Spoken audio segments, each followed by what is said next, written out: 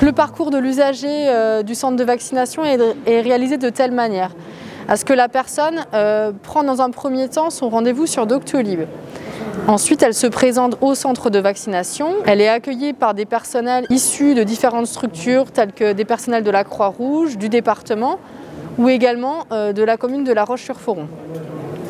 Ensuite, elle intègre un bloc administratif.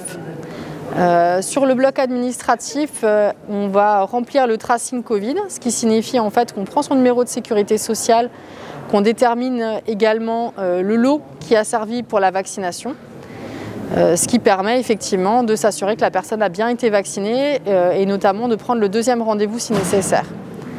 Par la suite, elle va intégrer un bloc de vaccination. On va trouver des opérateurs de vaccination supervisés par des infirmiers et un médecin. À l'issue de la vaccination, la personne intègre la zone de repos pendant 15 minutes minimum, qui est surveillée par des secouristes de la Croix-Rouge. Au niveau du centre de vaccination, un rôle de coordination pour s'assurer que l'accueil, la partie administrative, la partie de vaccination, la partie médicale et pharmaceutique soient opérationnelles pour pouvoir ouvrir le centre au niveau des patients. Actuellement, nous avons 8 lignes de vaccination, ce qui représente 600 vaccinations à la fin de la journée.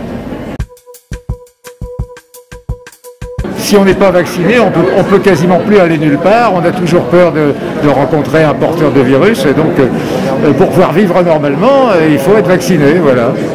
Alors, deux choses. Pour me protéger, moi et les autres, je dois partir à la pêche en Irlande. Sans le vaccin, j'ai peur de ne pas pouvoir y aller, tout simplement.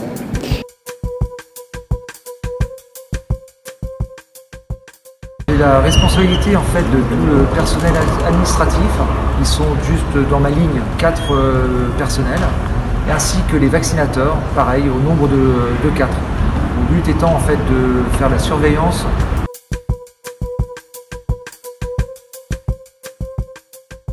Les secouristes, nous sommes dans le secteur de surveillance au niveau après vaccination.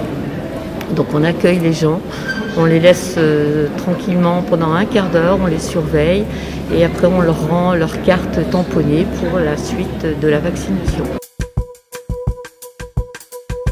Le pharmacien du centre de vaccination est chargé de la sécurité du circuit du médicament et en particulier des médicaments conservés au froid.